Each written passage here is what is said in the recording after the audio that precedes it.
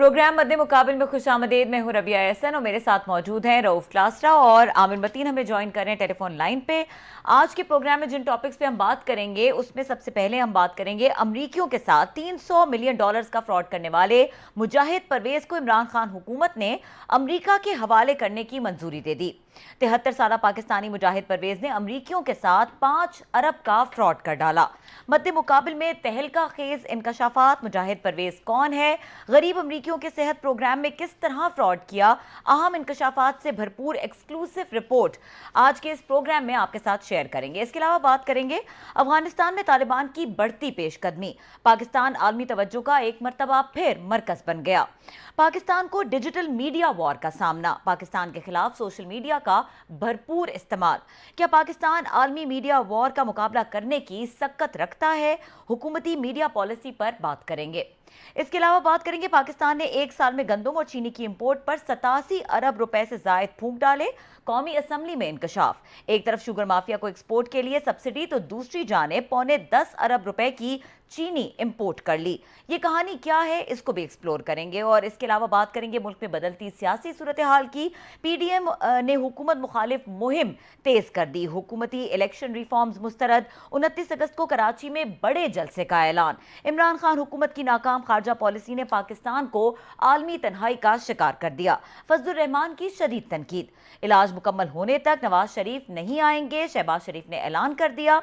जब ऑपोजिशन राजी नहीं तो हुकूमत इलेक्ट्रॉनिक वोटिंग मशीनों के जरिए इंतखाब कराने पर बजिद क्यों है, ये भी तनकीद की गई। और इन तमाम चीज़ों पर बात करेंगे आज के इस प्रोग्राम में। लेकिन सबसे पहले जो एक्सक्लूसिव रिपोर्ट जो मुजाहिद परवेज के हवाले से है, क्लास साहब इससे आगाज़ कीजिएगा। ये बड़ी स्टोरी आपके साथ हम एक शेयर कर रहे हैं। बड़ी इसलिए है कि एक पाकिस्तानी है जिसकी एज जो है उसकी 73 साल है। तो वो अमेरिका से एक फ्रॉड करके पाकिस्तान आ गए थे 2012 में। अच्छा।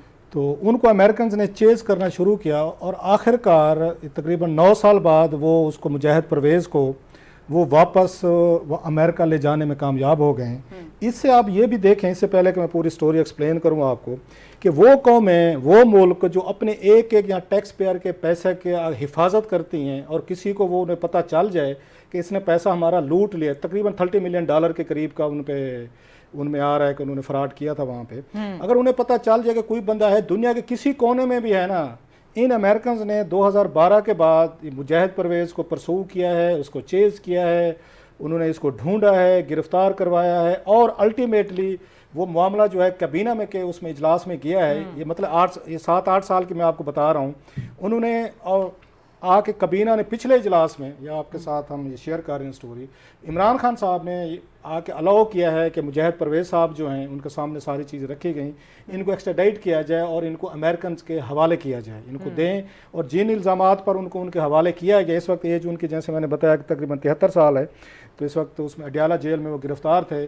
तो उसमें इन पे तकरीबन कुछ 7-8 वहाँ इल्ज़ामात हैं। और ये जो न्यूयॉर्क की सुप्रीम कोर्ट है ना, उनका चैप्टर जो है उनको वांटेड हैं, उन्होंने इनके आके वारंट जारी किया। तो बात वही है कि उन्होंने कहा कि ये हमारे अमेरिकन सिस्टम से इन्होंने फ्रॉड करके $30 मिलियन जो है ना, इन्होंने यहाँ से वो किए थे, लूटे थे। अब ये हमें यहाँ पे वापस आएंगे और हम यहाँ पे अमेरिकन को बताएंगे कि जो बंदा यहाँ से पैसा लूट के गया था हम उसको वापस लाए हैं और उसको हम सजा दे रहे हैं। ये हमारे जैसे मुल्कों के लिए लेसन है, सबक है कि कितना दुनिया में हमारा पैसा बिखरा पड़ा है, कितने कितने लोग यहाँ से पैसे लूट के निकल गए हैं और किसी को कोई पता नहीं है, ना हम फॉलो करते हैं, ना हम चेज करते हैं, ना चीज़ें करते हैं। अब ये स्टोरी क्या हुई है, पहले तो मैं ये बता दूं यहाँ पे कि इमरान खान साहब की जो कैबिनेट है उनके सामने इंटीरियर सेक्रेटरी जो है यूसुफ नसीम खोखर साहब, वो लेके गए, एक उसमें समरी लेके गए और उस पे उन्होंने ब्रीफ किया पूरे, उन्होंने कबीना को और कबीना के उनको मेम्बरान को, उनको ये बताया कि ये जो मुजाहिद परवेज़ साहब हैं ये 1972-73 में ये अमेरिका गए थे, अमेरिका में सेटल हो गए थे यहाँ से पाकिस्तान से।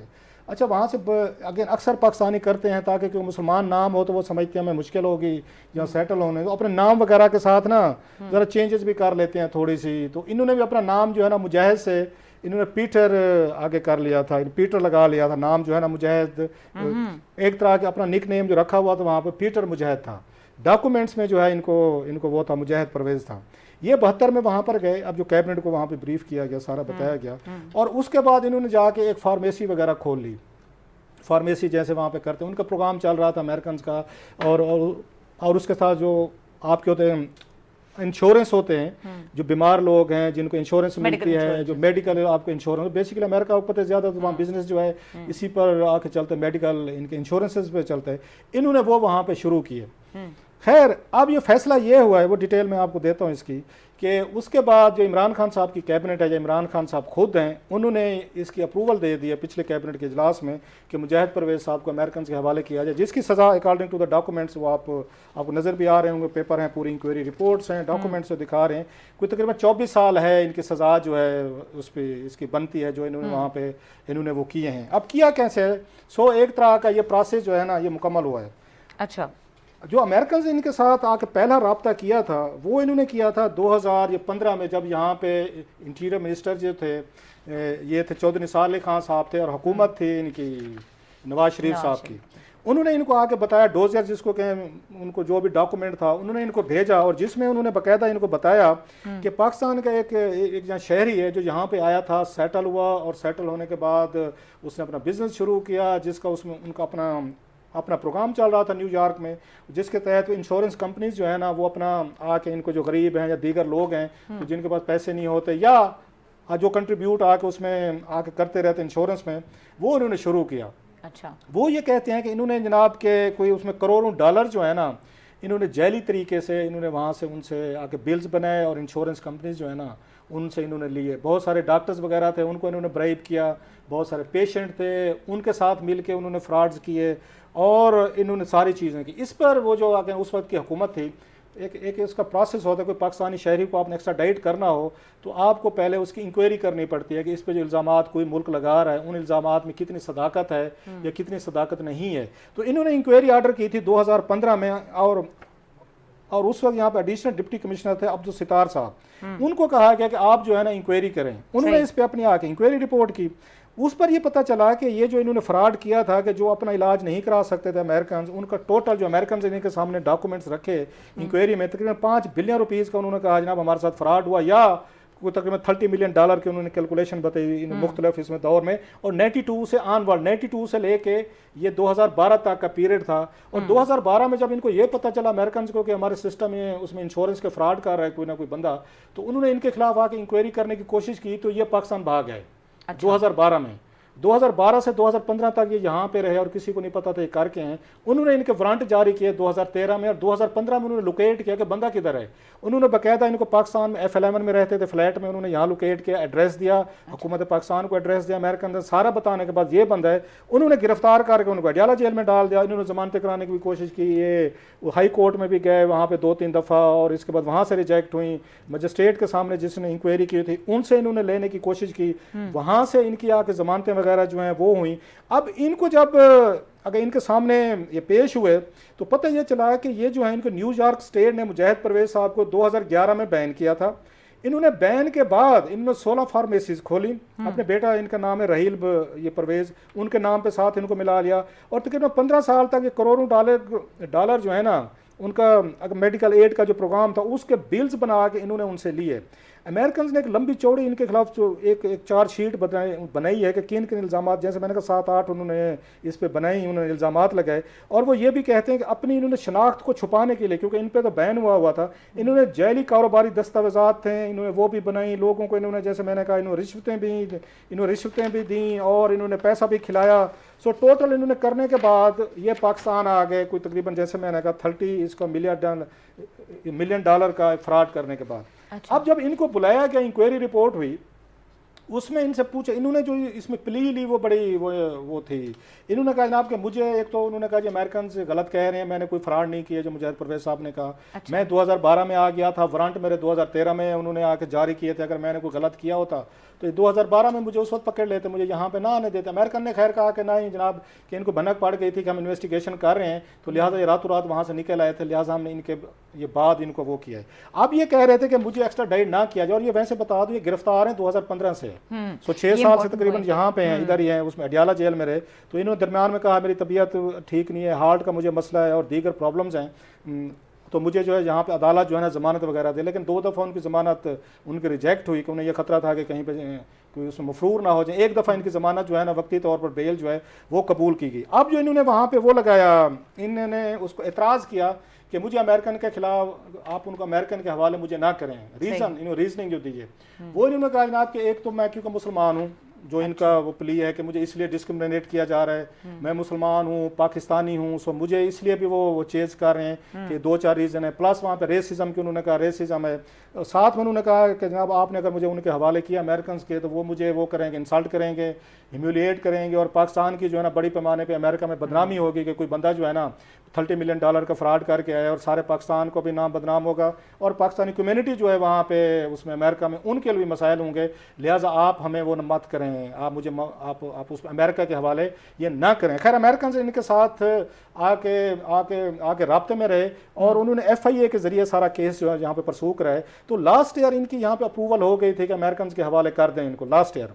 तो जब वो इनको हवाले करने लगे थे तो अमेरिकन ने ईमेल भेजी इनको यहाँ पे, उन्होंने आके FIA को उन्होंने कहा जनाब आजकल क्योंकि कोरोना का मसला है, कोरोना की वजह से थोड़े से प्रॉब्लम है, फ्लाइट्स के भी इशूज़ हैं, और हम ये नहीं चाहते कि इनको रास्ते में कोई इस तरह कोरोना वगैरह या दीगर चीज़ हो। लिहाजा बेहतर ये है कि आप इसको इनकी डिपार्चर जो है ना अभी इसको डिले कर दिया जाए। सो पूरा ये 1.5 साल जो है इनकी डिपार्चर जो है ना वो कोरोना की वजह से उसको उन्होंने आके आप उसको ना डिले किया। इंटरेस्टिंगली लास्टली आमिर साहब अमेरिका में रहे हैं, वो सिस्टम को समझते हैं, उनसे पूछिएगा।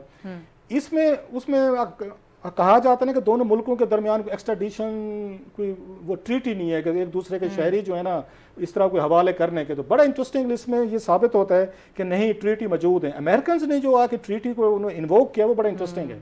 उन्होंने कहा जनाब कि हमारी उस वक्त जब यहाँ ब्रिटिश इंडिया था, जब ब्रिटिशर रूल कर रहे थे 1935 के एक्ट के तहत, हमारा उस वक्त एक इनसे मुआहदा हुआ था ब्रिटिश से एक्स्ट्राडिशन का कि जो मुल्ज़मान हो गए एक दूसरे के हवाले करेंगे। आप क्योंकि ब्रिटिश के बाद आप लोग यहाँ पे आपका मुल्क बनना है, सक्सेसर हैं, लिहाजा आपके साथ वो जो हमारे मुआहदे ब्रिटेन के साथ थे वो आपके साथ आज भी अप्लीकेबल हैं, अप्लाई होते हैं। लिहाजा आप उसी के तहत 1935 के एक्स्ट्राडिशन ट्रीटी के तहत जो ब्रिटिश और अमेरिकन के दरमियान था, आप हमें इसको हवाले करें, नंबर 1। लेकिन फिर ये पता चला इंक्वायरी रिपोर्ट्स में इंटीरियर मिनिस्ट्री ने फाइल किए उनके सामने कि 1972 का भी एक यहाँ पे ट्रीटी है इस तरह का, जिसमें बाकायदा इन्होंने आके SOPs बनाई हुई हैं कि कौन कौन से मुल्ज़मान या लोग जो है ना जिनको दूसरे ममालिक में अगर वांटेड हैं तो उनके हवाले किया जा सकता है। So that's very interesting. He falls in the category.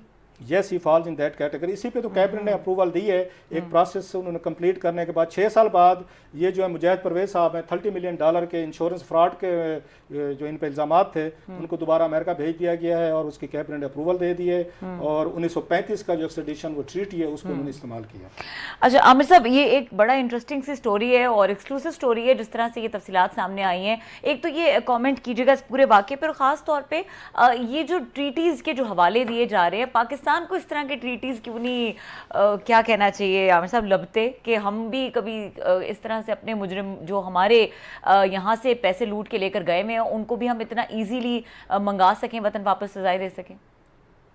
पहले तो मैं ये मुजाहिद परवेज साहब, मैं समझता हूँ इन्होंने बहुत बड़ी गलती की कि इन्होंने 5 अरब रुपए जो कमाया था उसमें से 2-4 अरब अगर यहाँ पे खर्च देते तो ये बिल्कुल भी यहाँ ना पकड़े जाते। इस सूरत हाल है कि अमेरिका में पाकिस्तानी बेतशा फ्रॉड करते हैं और कईयों ने फ्रॉड किए। फ्रॉड करने वालों में से कम जो है ना बाहर 3 इस वक्त कैबिनेट के मेंबर्स हैं। एक साहब तो वहां से जो है फ्रॉड करके आए थे, तो उन्होंने यहाँ भी फ्रॉड करने से बाज नहीं आए, और क्लास साहब फौरन समझ जाएंगे, मैं सारी दुनिया समझ जाएगी कि वो यहाँ आके उन्होंने $1 मिलियन का नोट भी जो है ना चला दिया और वो वहां के फ्रॉड करे, वो कैबिनेट का मेंबर बन गए। एक और साहब है जो बैंकरप्ट अमेरिका से होके आए, वो भी मैं समझ गया, बैंकरप्ट वो तो मानते हैं वो बैंकरप्ट एक और साहब वहां से फ्रॉड करके आए और बैंकरप्सी करके आए और उनपे फंड चोरी करने का इल्जाम था। यहाँ पे आजकल उन पर शक किया जाता था कि टर्मिनलों के मामले में जो रुकावटें हैं वो रिश्वतें मांगते फिरते हैं, सारे उन पे इल्जाम लगा गया। एक और साहब हैं जो भी अब वापस लंदन चले गए, उनके वाले साहब जो है जिस तरह इन्होंने तो 20 साल परसू किया ना, उनके वाले साहब 30-40 साल पहले नोन बात है कि पाकिस्तान में फ्रॉड करके वो भागे हुए हैं, यहाँ पे डॉक्यूमेंटेड है, उसको भी जो है इन्होंने अपना स्पेशल स्टेटस बनवाया, अभी रिसेंटली उन्होंने रिजाइन किया। List goes on and on. यहाँ पे तो भाई साहब जो पैसे खर्चे वो कैबिनेट मेंबर बन जाता है। तो इन्होंने गलती ये की कि इन्होंने अपने ना जो कमाया हुआ पैसा था उसमें से हिस्सा नहीं दिया, पहली बात। दूसरी बात ये है कि ये जो एक्सट्रेडिशन की जो ट्रीटीज हैं म्यूचुअल जो है, ये ताकत के जोर पे चलती है। जब तो अमेरिका ने लेना होता है ना अपना बंदा, वो टंके की चोट पे ले लेते हैं। मैं खुद एमएल कासी साहब का इंटरव्यू करता रहा हूँ, मेरी उनसे बड़ा ताल्लुक है। उस वक्त भी बारों बार ही उनको पकड़ के जो है ना, उस वक्त कोई एक्सट्रेडिशन का जिक्र भी नहीं आया था। गवर्नमेंट ने उस वक्त लगारी साहब, फरूक लगारी साहब उस वक्त सदर थे, उन्होंने भिजवा दिया था। उसके बाद रेमंड डेविस का किस्सा आया और वो यहाँ उसने बंदे मार दिए, गोलियां मार दी जो है, उसको भी जो है ना पाजा साहब अदालत में बैठे हुए थे और जबरदस्ती पकड़ा के उसको भी भेज दिया। तो हमारे जब उनके कोई चोर यहाँ पकड़े जाएं और लेना चाहें तो ये हम फौरन पेश कर देते हैं। कल को हमें जरूरत पड़ जाए, वहाँ पे कोई हमारे चोर है और बेताशा चोर है, तो वो वहाँ पे ह्यूमन राइट्स आ जाते हैं और भी बड़ी चीजें आड़े आ जाती हैं। जब उन्होंने आड़े तो वो 1935 का एक्ट भी आए, 1972 का एक्ट लिए हैं। तो ये असल बात ताकत का महवर है, जिसका जोर चल जाता है वो चला लेता है। सो ये लीगैलिटीज की कि हमारी एक्सट्रेडिशन ट्रीटी है नहीं है। तो दूसरी बात ये है कि ये हमारे आप देखें लंदन, अमेरिका, बेतहाशा, हमारे तो सारे ये टॉप प्राइम मिनिस्टर्स बैठे हुए हैं, 3 टाइम प्राइम मिनिस्टर बैठे हुए हैं और पता नहीं कौन कौन बैठा हुआ है बाहर। तो ना हम परसू कर पाते हैं ना ला पाते हैं। असल बात ये है कि हमारे यहाँ कल्चर मौजूद नहीं है कि जो करप्ट लोग होते हैं उनके मुतालिक एक वो बुरा समझा जाए।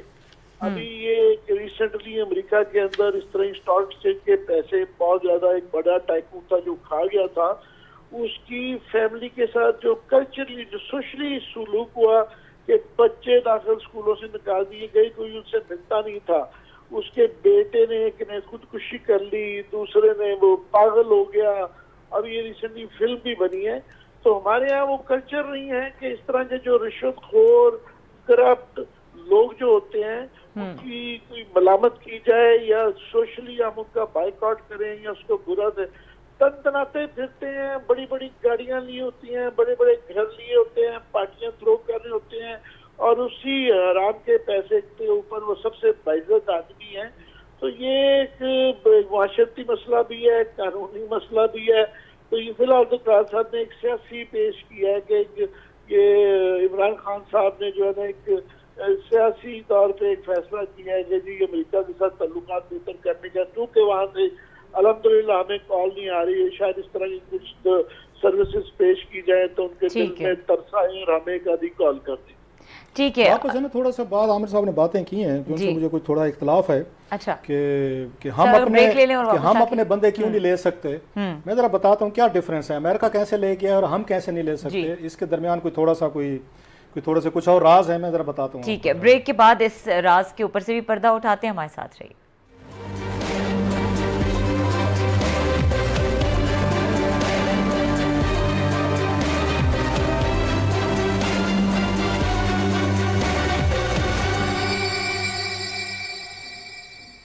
प्रोग्राम में एक बार फिर खुशामदीद। क्लासेस अब ब्रेक से पहले आप कह रहे थे कि ये जो राज है ये मैं बताऊंगा कि क्यों नहीं भेजा। आमिर साहब ने जो सवालात उठाए, जनरल लोगों का यही इंप्रेशन है कि पावरफुल लोग आते हैं पाकिस्तान से, अपने बंदे लेकर चले जाते हैं और पाकिस्तान जो है ना अपने शहरी दूसरों के हवाले करने में कोई वो नहीं होता। स्पेशली ये ज़्यादा शोर मचा था जब 9/11 के बाद वो किया गया था। आपको याद होगा अमेरिकन के हवाले किए गए थे 500 से ज़्यादा जनरल मुशर्रफ साहब के दौर में। 2-4 चीज़ों में इसमें फ़र्क है। एक तो ये है कि जिन लोगों को उस वक्त हवाले किया गया था वो पाकिस्तानी नहीं थे, वो बाहर के वो नेशनल थे, कोई अरब से या दीगर से आए हुए थे, अफगानिस्तान में थे, वहाँ से भागे अमेरिकन चेज करते हुए आए तो उन्होंने आके पाकिस्तानी इंटेलिजेंस एजेंसीज के जरिए उनको पकड़ा। सो मोस्टली जो है ना वो पाकिस्तानी नहीं थे, वो बाहर के थे, वहाँ से अफगानिस्तान से जो पाकिस्तान भाग कर आए थे और फॉरेन नेशनल से जो ये चीज़ें सामने भी आई और ठीक है और उन पे हेड मनी भी लगी हुई थी। वो एक डिफरेंट स्टोरी थी। इसमें करते क्या हैं, जब इंक्वायरी हो रही थी कि एक आपका प्रोसेस होता है, 6 साल लग गए, ये रातों रात नहीं हुआ। मैं फिर कह रहा हूँ 2013 में वारंट जारी हुए हैं, 2015 में हुकूमत पाकिस्तान के पास वो लेटर आया है अमेरिकन का 2015 में, और फिर इसके बाद इंक्वायरी हुई है। इंक्वायरी में अमेरिकन ने 300 डॉक्यूमेंट्स पेश किए हैं अच्छा, 300 डॉक्यूमेंट्स पेश किए हैं, बंदे उन्होंने बकायदा यहाँ पे हायर किए हैं, वो सारा अदालतों में गए हैं, उसके बाद FIA के पास गए हैं, वो जज साहबान के पास गए हैं, इंक्वायरीज बुक की हैं। ठीक है आमिर साहब की। उन्होंने जहाँ पे भी था उन्होंने वहाँ पे वो आके पूरे का पूरा प्रोसेस अपना उन्होंने पूरा किया है। उन्होंने लीगली तौर पर कोई नहीं रहने दिया, और ये जहन में रखें उनकी अदालत ने वारंट जारी किए थे। अब हमारे क्या करते हैं, हम आके इनके केसेस की तैयारी ही नहीं करते। एक तो क्योंकि हमारे अपने लोग मुलव्वस हुकूमतों के पावरफुल लोग जो हैं, जो मिनिस्टर्स रहे हैं, प्राइम मिनिस्टर रहे हैं, बड़े बड़े आके ओहदों पे रहे हैं, अब वो यहाँ से मफरूर हो जाते हैं। हमारे इदारे जो हैं वो लीगल जो उनकी रिक्वायरमेंट, मतलब आपको ब्रिटेन में बंदे चाहिए, अब ब्रिटेन आपका कहते हैं कि हमें सारे डॉक्यूमेंट्री आके एविडेंसेस दें, जैसे अमेरिकन ने 300 डॉक्यूमेंट्स पेश किए हैं, हम कहते हैं हमारे पास कोई डॉक्यूमेंट नहीं, हमने लेटर लिख दिया, इसी लेटर के तहत बंदा भेज दें। अब उनकी अदालतें हैं वो रोक लेती हैं, वो कहते हैं एक्सट्रेडिशन नहीं हो सकती, ना कहें पहले आगे लीगल कार्रवाई करें। अच्छा, सेम अगर आप उसमें देख लें, ये मुझे याद आएगा पिछले दिनों हम स्टोरी कवर कर रहे थे ब्रॉडशीट की। ब्रॉडशीट ने क्या इल्जाम लगाया जिस पे वो ले गए $60-70 मिलियन। उन्होंने कहा जनाब हमने आफ्ताब शेरपौ साहब के कोई तकरीबन $100 मिलियन के करीब जो है हमने न्यू जर्सी में हमने लोकेट करके दिए नैब को कि ये पैसे आपके पड़े हुए हैं यहाँ पे आफ्ताब शेरपौ साहब के, ये पैसे निकालें और हमारा शेयर दें 20% जितना भी बनता है। उन्होंने जनाब वो कहते हैं कि इन्होंने बाकायदा इन्फॉर्म किया इसको आके आफ्ताब शेरपौ साहब को, हमारे इस नैब ने और दीगर अथॉरिटीज़ ने, वो पैसे वहाँ से निकाल के ले गया। सिर्फ एक लेटर जारी करना था नैब ने, और वहाँ पे उन्होंने इनको पैसे भिजवाने थे, वो लेटर जारी नहीं किया इन्होंने।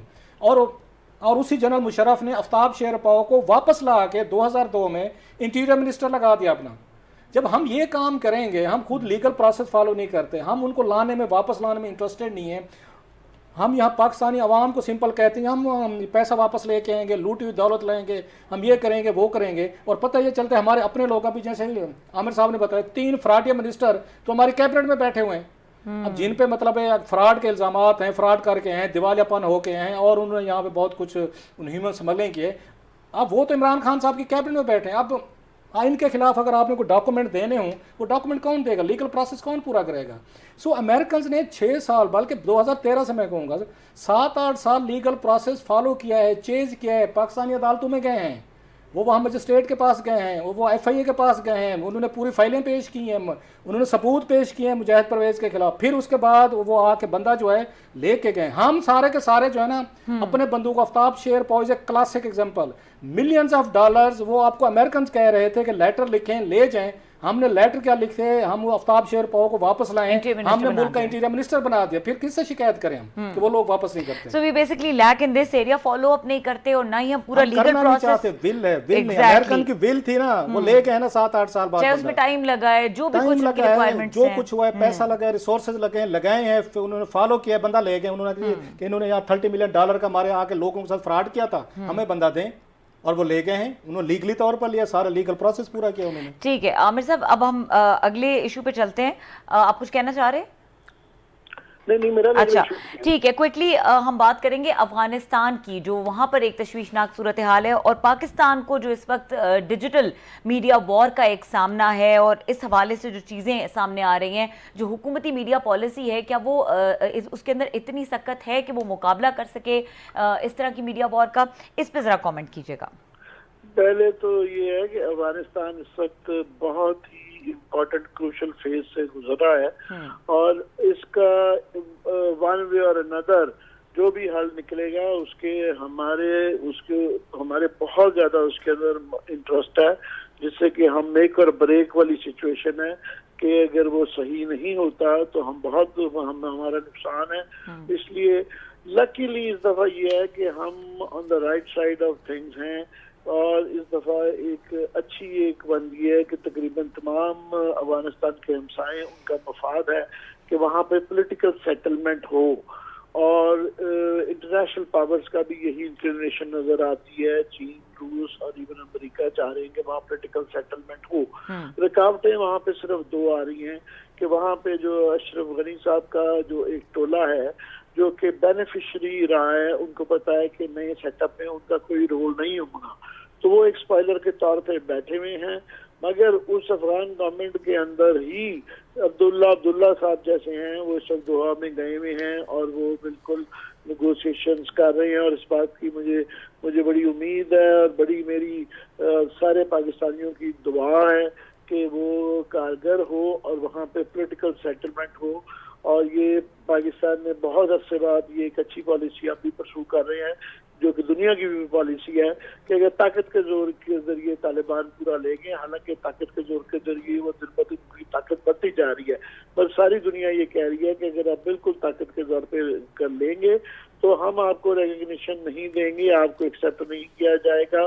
तो इसलिए आप इसको जो है अल्टीमेटली आपको ये करना पड़ेगा। तो ये एक बड़ी ही हमारे लिए इम्पोर्टेंट चीज है। बाकी जो है कि जी यहाँ जो मीडिया वॉर की आज मैं सुन रहा था फवाद हुसैन चौधरी फवाद को भी और मोइन साहब को भी, मोहित साहब को भी, मगर वो बिल्कुल कुछ हद तक तो वो बातें ठीक कह रहे हैं कि यहाँ पे की जो हाइब्रिड वॉर चल रही है और जो है मीडिया वॉर चल रही है, बिल्कुल उसके अंदर कुछ हद तक तो हकीकत है कि वो वहाँ पे अमेरिका में जो है काफी इस तरह की एनजीओज बैठी हुई हैं जिनके यहाँ पर काफी सारे पाकिस्तानी फेलोशिप्स चले हुए हैं और वो funded by state department and CIA बुला बुला हैं, और कुछ लोगों के एजेंडा हैं।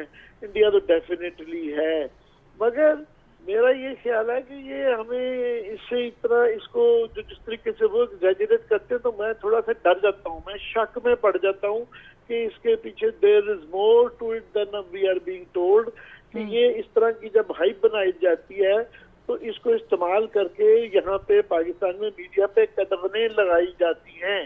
मैं समझता हूँ कि पाकिस्तान जो है इतना कमजोर मुल्क नहीं है, हम बड़े ताकतवर मुल्क हैं और ये पूरी दुनिया में ये वॉरफेयर चल रही है। ये पाकिस्तान नहीं है जहाँ पे सोशल मीडिया की, ये इंडिया में भी चल रही है, ये अमेरिका वर्सेस चाइना चल रही है, चाइना वर्सेस ताइवान चल रही है। दुनिया के ऐसा कोई मुल्क नहीं है जिसके अंदर ये इस तरह की सोशल मीडिया के ऊपर मुखालिफ धड़ों के अंदर लड़ाइयाँ नहीं चल रही हैं। और ये इस तरह की कैंपेन्स बनाने से इंडिया से हमें अपने ऊपर कॉन्फिडेंस होना चाहिए कि उनके इस तरह की ऑर्गेनाइज्ड कैंपेन से कोई हम टूटने नहीं वाले। हम एक सॉवरेन मुल्क है, हम एक मजबूत मुल्क है, हमें अपने आप में एतबार करना चाहिए। और अल्हम्दुलिल्लाह हमारे यहाँ भी बहुत बड़े एक फाइटर मौजूद हैं, तो हम तो अपने मुल्क के अंदर एक पहले तो लड़ाई खत्म कर लेना, जो ऑर्गेनाइज्ड ट्रॉलिंग यहाँ पे खुद अपनी कर रहे हैं उसको बंद कर लें, तो फिर हम बाहर शिकायत करें। तो ये बिल्कुल, और ख़ास तौर पे जब मुझे शक ये पड़ता है कि इसके बहाने ये जो फवाद चौधरी साहब के पहले भी इनके ऊपर है, हमारे दोस्त हैं, पर इन्होंने 2-4 अटेम्प्ट किए हैं और गवर्नमेंट की तरफ से इशारे आते हैं कि ये कंट्रोल कानून कवानीन इस तरह के बनाने चाहते हैं कि जिससे आपकी मेरी आज़ादियाँ सल्ब करें, जो जायज़ आज़ादियाँ हैं। बिल्कुल ठीक है, रेगुलेशन होनी चाहिए, जायज़ कंट्रोल भी होने चाहिए, और साथ में जो मीडिया अथॉरिटी जिस तरह ये बनाने जा रहे हैं तो वो एक ये हाइप बना के हमें डरा के जो है उसके बाद पता चलेगा जी ये सारा कुछ जो है ना एक बहाने से ये इनको चाइना मॉडल पसंद तो है, लेकिन ये पाकिस्तान के मॉडल जो होते हैं, ये क्लास साहब का बड़ा अच्छा जुमला है, और मगर मॉडल इनको चाइना चाहिए कि जिसको मर्जी उठा के बंद कर दें, डिसेंट बंद कर दें। ठीक है आमिर साहब, ये चाइना मॉडल इनको चाहिए या इसके पीछे इनका मकसद क्या है? ब्रेक का वक्त हो रहा है, ब्रेक के बाद आके इसको मजीद डिस्कस करते हैं। नाज़रीन हमारे साथ रहिए।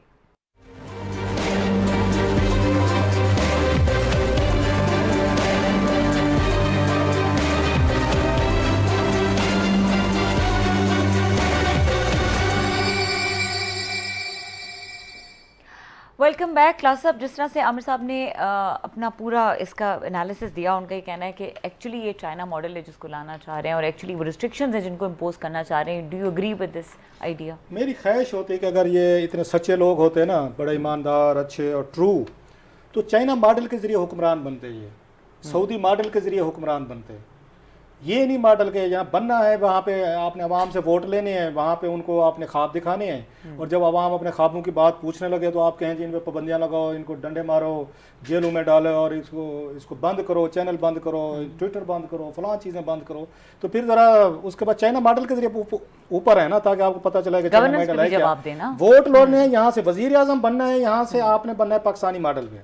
लेकिन लोगों पर पाबंदियाँ अगर लगानी है, सजाएं देनी है, और किसी अपने यहाँ डिसेंट को आवाज़ नहीं उठाने देनी है, आपने कोई क्वेश्चन ना करे। जैसे आमिर साहब ने कहा 3 फराडी उनके इस वक्त कैबिनेट में बैठे हुए नोन, जो बाहर से फ्रॉड करके आए हैं, उनको कुछ नहीं कहना। अगर आपने बात की तो फिर चाइना मॉडल लगाएंगे। एक बात लंबी कहानी है इस पे।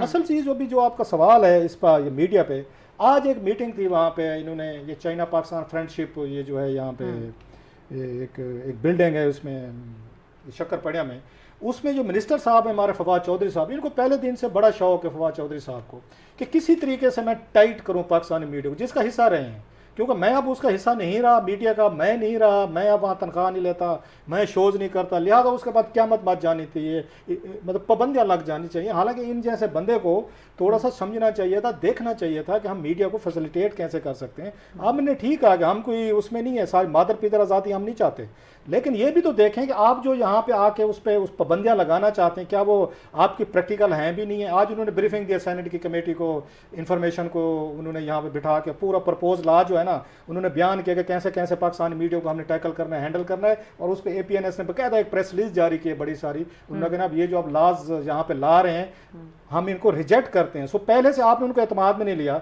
आपने बातचीत नहीं की, एक रेगुलेटरी अथॉरिटी एक नई खड़ी की जा रही है, ऑलरेडी मौजूद हैं। सो इनका अगर इनके जहन में जो है ना वो कंट्रोल है, इनके जहन में ये नहीं कि जिस फ्रीडम ऑफ स्पीच का जो फ़ायदा उठा कर खुद पावर में है ये दूसरों को देने के कायल नहीं है, नंबर एक। अब दूसरी चीज़, अभी यहाँ पे उन्होंने आर्मी चीफ साहब ने 2 दिन पहले एक उन्होंने ब्रीफिंग दी है पाकिस्तानी सहाफ़ियों को बुला के, जर्नलिस्टों को, तो 30-40 थे, डिप्लोमेट्स भी थे, रिटायर्ड आर्मी जनरल भी थे, उसमें एक उस पाकिस्तानी एंकर्स भी थे। उसमें उन्होंने यही बात की, वो ये कहते हैं कि पाकिस्तानी मीडिया जो है ये सपोर्ट करे इस वक्त, अगर जो पाकिस्तानी स्टेट या पाकिस्तान मुल्क जो है उनके हाथों, इंडियंस के हाथों या वहाँ पर उस पर अफगानिस्तान के हाथों इसका ट्रायल का शिकार है, तो पाकिस्तानी मीडिया सपोर्ट करे। अब मुझे बताएं पाकिस्तानी मीडिया कैसे सपोर्ट करे? आपने इनको इस काबिल छोड़ा है, अब जो स्टोरी करते हैं किसी पे गद्दारी का फतवा लग जाता है, किसी पे जनाब अब मुल्क दुश्मनी का फतवा लग जाता है, ये बिकाऊ मीडिया है, ये चोर हैं, ये सहाफ़ियों के बारे आपने यहाँ पे बना दिया ना आपने परसेप्शन, ये झूठा प्रोपेगेंडा, ये झूठा प्रोपेगेंडा है, ये सारे बिके हुए हैं, बिकाऊ माल हैं। और ये इमरान खान साहब ने 1000 दफ़ा ये बात की है, उन्होंने टीवी इंटरव्यूज़ में कहते हैं पूरी दुनिया को बता दें पाकिस्तानी मीडिया करप्ट है, ये बेईमान है, ये बिका हुआ है। आप वही कहते हैं कि पाकिस्तानी मीडिया आपकी मदद करे, भाई दुनिया तो कहती है आपके बकौल ये तो बिका हुआ मीडिया है, ये तो फ्रॉड है। तो इस मीडिया की गुफ्तगू पे आज हम अगर स्टेट के साथ खड़े होते हैं, जो खड़े होना चाहिए, आज उसको काउंटर करने की कोशिश अगर की जाती है, जो प्रोपेगेंडा हो रहा है, जो जहाँ ट्रेंड चल रहे हैं या पाकिस्तान पर इल्ज़ामात लग रहे हैं, आपने तो इस मीडिया के पहले हाथ पाँव बांधे, आपने इसको आगे फाइनेंशियली तौर पर ट्रिपल किया, इस पे इल्जामात लगाए, इसको डिसक्रेडिट किया। अब कहते हैं कि यही डिसक्रेडिट, ये जो मीडिया है ना, अब आपकी वार लड़े, आपकी जंग कहाँ लड़े, मतलब हम आपस में बैठ के गुफ्तगू कर सकते हैं। अंग्रेजी चैनल आपके यहाँ पे नहीं है, आपका PTV जो था, ज़रा उनसे फवाद चौधरी साहब से पूछना चाहिए, आपका PTV 8 अरब रुपए लगाता है, आपका PTV इस काबिल नहीं है कि वो खड़ा होकर आज इसका स्टेट का नैरेटिव जो है ना वो इंडिपेंडेंटली BBC मॉडल पे वो उसको सेल करे कि लोग कहें हाँ यार कि ये जो आज आपका PTV कह रहे सच कह रहे हैं। आपको तो पाकिस्तानी मीडिया की जरूरत नहीं पड़नी चाहिए थी। जो आमिर ने बात की, दिन रात आपने सोशल मीडिया टीमें रखी हुई हैं, वो गाली गलौज पे यही काम करती रहती हैं। एस्टेब्लिशमेंट की अपनी उनकी टीमें हैं जो उनके अपने फेवरेट हैं। इसके बाद यहाँ इमरान खान साहब की अपनी टीमें हैं, पीपल्स पार्टी ने अपनी बनाई हुई है, नवाज लीग ने उन्होंने अपनी बनाई। सारा दिन जो लोग आपको पसंद नहीं, आपको पॉइंट ऑफ व्यू नहीं बाई करते, उनको गाली गलौज करते रहते हैं। अब जब गाली आपको पढ़ना शुरू हो गई है तो फिर इसी मीडिया को कहा जा रहा है कि इफेक्टिव रोल प्ले करे, जिसको आप खुद रोजाना गालियां देते हैं। जी आमिर साहब, क्विकली ये बात कर दूं, ये चीनियों ने भी कहा है, ये अभी रिसेंटली शंकर मेनन ने इंडिया के बहुत बड़े डिप्लोमेट हैं, उन्होंने कहा है कि जनाब ये आप प्रोपेगेंडा से हकीकतें नहीं बदल सकते, परसेप्शन के बयानियों से मारा जाता है। ये नहीं आप कर सकते हैं कि आप सिर्फ जो है ये चंद लोगों के, ये आप लोगों को जनरली जो है पॉलिसीज ठीक करें, लोगों को कॉन्फिडेंस में रखें। तो ये चंद जो इस तरह के लोग ट्रोलिंग होती है, इससे क्या मुल्क हिल जाते हैं, इससे क्या हम इतने कमजोर हैं, ये बिल्कुल एक बेवकूफाना, ये एक एजेंडा है। जो हमारे दोस्त है ना स्वाद, इनकी ये मुशर्रफ की नर्सरी से आए हैं, इनसे वो जरासीम नहीं कंट्रोल हो रहे जो कि मुशर्रफ साहब चाहते थे, वो इनके उस्ताद नहीं कर सके, तो ये बेचारे क्या करेंगे? तो ये ना पड़े साथ में, ठीक है, बात ही है ये लड़ाई। ठीक है आमिर साहब, आपने बात की और अभी इस पे मजीद भी बात करने का दिल कर रहा है, लेकिन प्रोग्राम का टाइम खत्म हो गया है। बहुत शुक्रिया, आज का प्रोग्राम देखने के लिए इजाजत दीजिए, अल्लाह हाफिज।